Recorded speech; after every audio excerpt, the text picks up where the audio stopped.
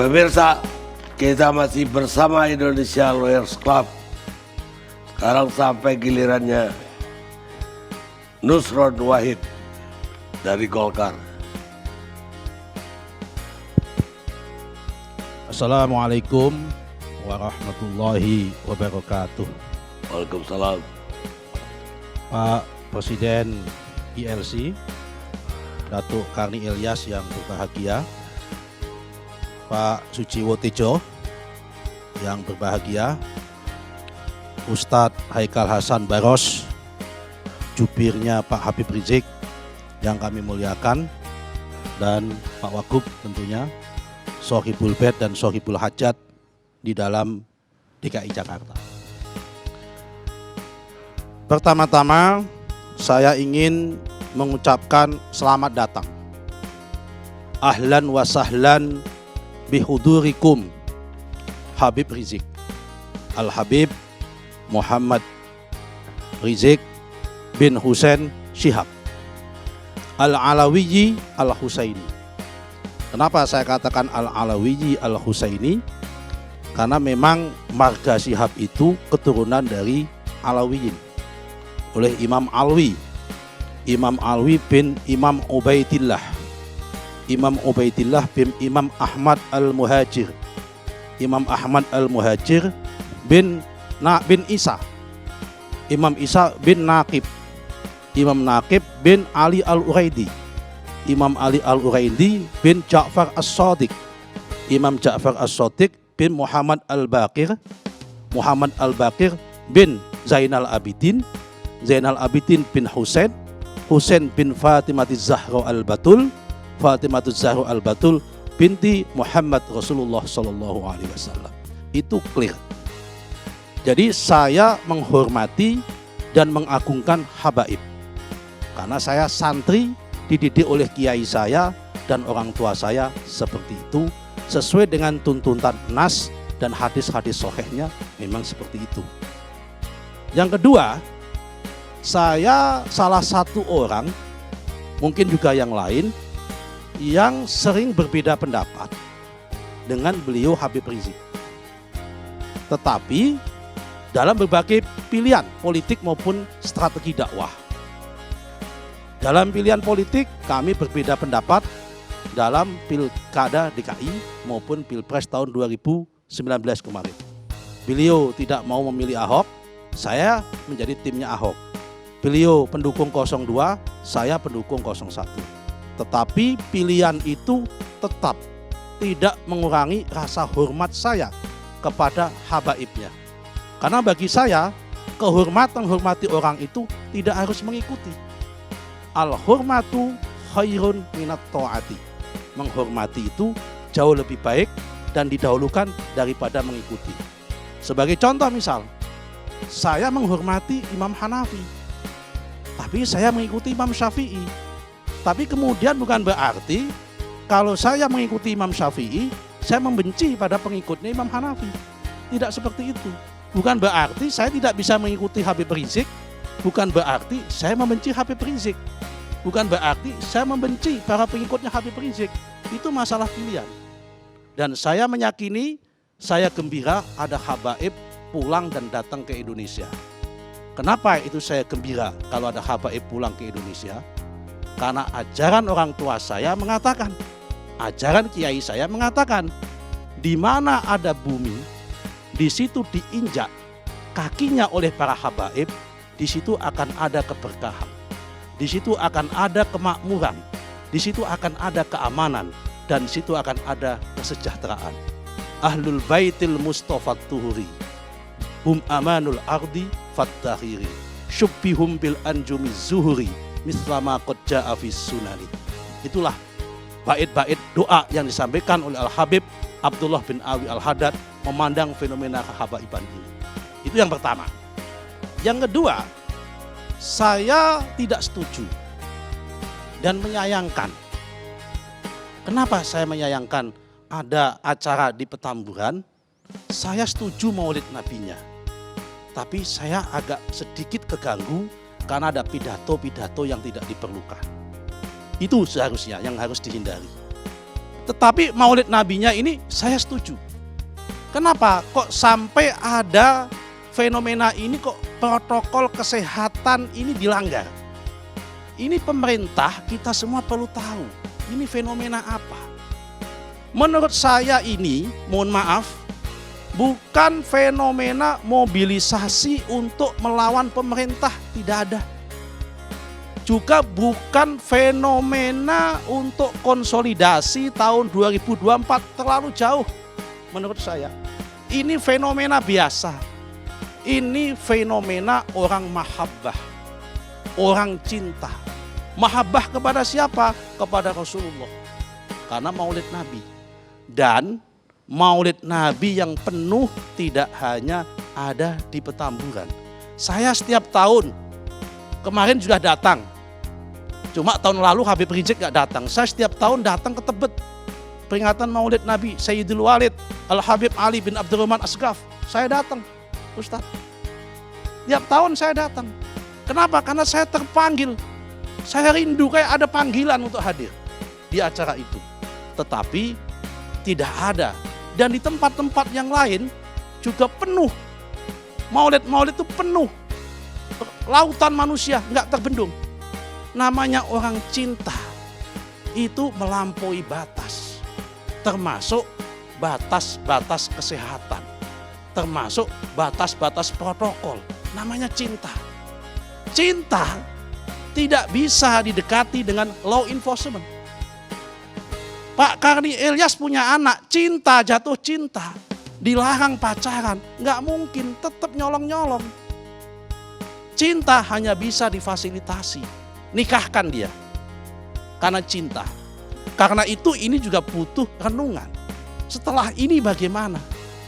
Setelah ini perlu kita renungkan.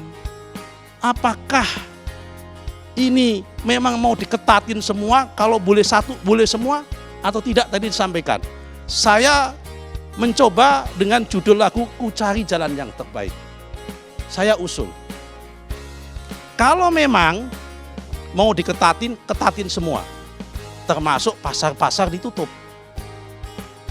Tapi kalau pasar-pasar ditutup, mohon maaf, ekonomi resesi. Tapi kalau pasarnya dibuka, peringatan Maulid Nabinya dilarang, nanti terkesan pemerintah diskriminasi. Hanya mengutamakan kepentingan material, yaitu kepentingan perut, logistik, sama kepentingan kesehatan. Pemerintah nggak boleh seperti itu. Pemerintah harus juga mempertimbangkan keseimbangan spiritual. Nah, karena itu saya mengusulkan jalan tengah dan terobosan yang ilmiah, fasilitasi. Tadi Pak Wagub mengatakan, peringatan kegiatan-kegiatan keagamaan diperbolehkan sepanjang satu, misal panitia menyiapkan masker sesuai dengan kebutuhan yang hadir. 2, kapasitas tempat diukur.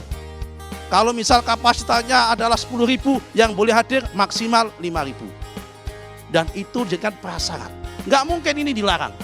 Kenapa? Kalau pemerintah hanya semata-mata mengesankan ekonominya dilonggarkan, kegiatan keagamaannya diketatkan, nanti terkesan diskriminasi. Karena apa? Orang buat Maulid Nabi ini mahabbah, kerinduan, nggak bisa dicegah. Dan di kampung-kampung jalan, di mana-mana jalan, dan fenomena orang menghadiri habaib banyak. Tidak hanya Habib Rizik, hampir semua habaib, hampir semua majelis mencintai Rasulullah, Maulid penuh lautan manusia di Indonesia ini. Meskipun ada pandemi, nggak peduli mereka-mereka ini. Kenapa? Cinta. Cinta menganggap apa? Justru dengan adanya COVID, mereka punya anggapan, teman-teman, dengan saya menghadiri Maulid Nabi, mungkin saya dapat syafaat, penyakitnya hilang. Ini keyakinan, nggak bisa dibantah.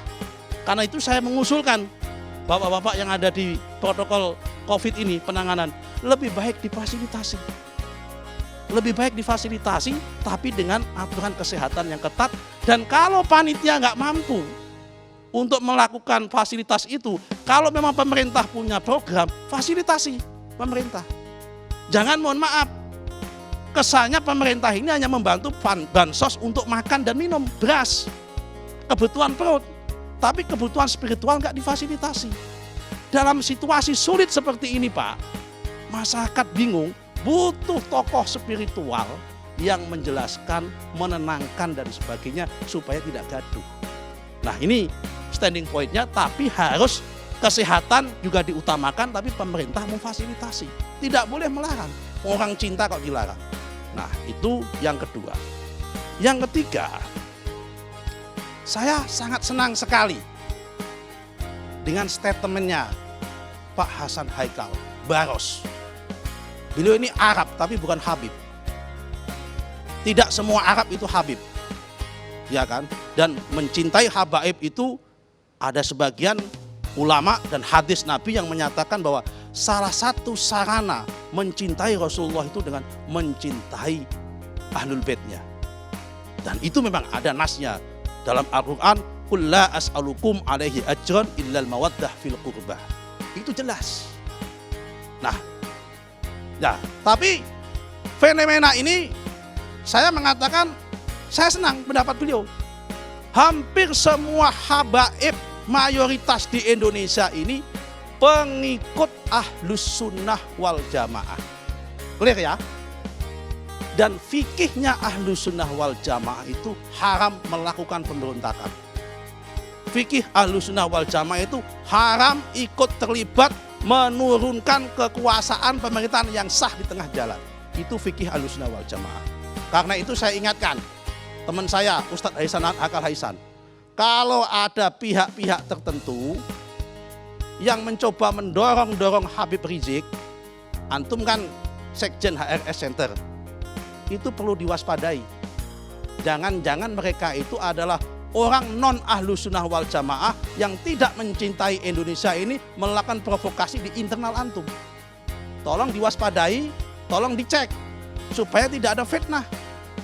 Karena itu yang paling penting adalah apa? Kita bersama-sama mengedepankan berpikiran positif. Kata guru saya, Kiai Haji Agus Ali Masyuri, pengasuh Pondok Pesantren Bumi Sholawat Tulangan, mengatakan berpikiran positif itu sudah separuh mengatasi masalah. Tidak ada sepanjang sejarah keberadaan dan peradaban manusia yang akan selesai karena dengan emosi dan dengan kekerasan.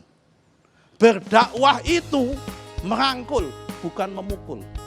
Berdakwah itu mengobati, bukan menyakiti. Berdakwah itu mencari kawan, bukan mencari lawan. Baik. Nah, yang terakhir, ya kan, saya katakan karena beliau ini adalah sangat yakin tidak akan melakukan pemberontakan, tidaklah usah. Kita sama-sama pikiran positif. Pak Hakal Hasan gak usah mencurigai pemerintah sengaja tidak suka sama Habib Rizik, enggak. Sebaliknya Pak Henry tadi mengatakan gak usah berpikiran negatif, berpikiran positif bahwa ini akan memberontak atau ini, enggak ada. Enggak ada. Ini fenomena sama-sama. Ayo kita perlu duduk. Perkara Habib Rizik keras atau mengkritik, memang negara ini butuh kritik.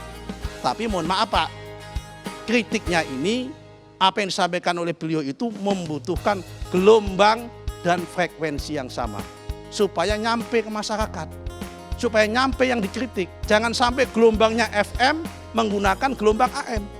Jangan sampai masyarakat ini sukanya jazz dikasih dangdut atau rock, gaduh nanti sesuai dengan gelombang yang sama. Baik. Saya yakin, ya kan, Pak Hasan Haikal, karena fitnahnya tokoh ini banyak, marilah kita doakan semua tokoh-tokoh kita, habaib-habaib kita supaya terbebas dari fitnah.